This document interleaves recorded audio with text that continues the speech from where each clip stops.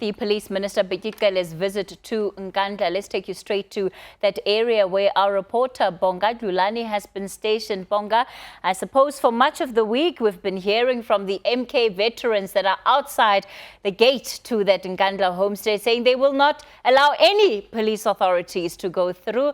How did Bheki Cele manage to get past them?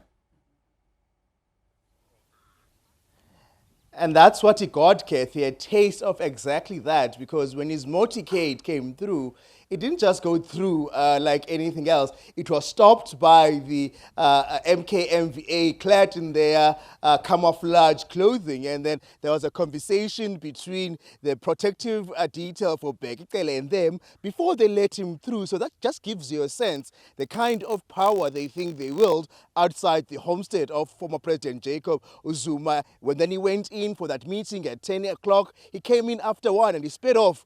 And on the likes that you see Lewis Hamilton, because he didn't even wait or do anything for us to actually speak to us or also address the military veterans, because he just left and said nothing, Kathy. So, but the way that they've taken control here is what the minister was referring to, saying that you can't just do that sometimes. You have to follow the law, because at the end of the day, they are not police officers. They are former military, the MKMVAs rather, and jurisdiction outside former President Jacob Zuma's home is not something that they can have where they can stop anyone from going in. But the context of that was displayed when they stopped the minister from going in first, and then they let him through once they knew who he was.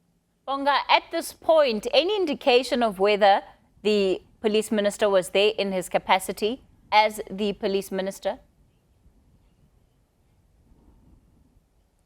Kathy, it's been very hush-hush, but I did speak earlier on to the spokesperson, Leranzu Temba, who told us, yes, he's here as the minister she was hoping that he was going to speak to us. Unfortunately, that didn't materialize. The closest thing we did get to an answer, Kathy, is a tweet by the president's daughter, which was brazen, but also a bit on the cheeky side, basically saying that they didn't have tea this time, but they talked about if there were to be an arrest warrant issued, the minister is the one that former President Jacob Zuma wants to come and fetch him. So that also gives the idea that former President Jacob Zuma's mind is at, considering what his daughter has said, that they're all not worried about this. If they are worried, they're playing it very, very cool. But also South African law, you can't choose who's going to arrest you. I don't even think the minister has the mandate to come here and arrest someone, because he is a police minister. That's operational matters that goes to the police. But Kathy, the furthest we've gotten from answers is just that tweet. The police minister has not said anything.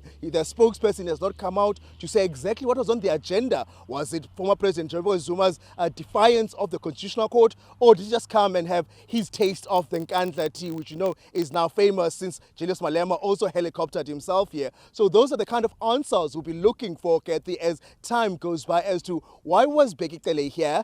Did the cabinet sent him, or did he come in his own volition? Is it the ANC that asked him to come? Because there's been talk that they'll try to persuade the former president to change his mind about defying the Constitutional Court and refusing to appear at the Commission of Inquiry looking to state capture, as we've seen is the president's position since the whole shenanigans have begun.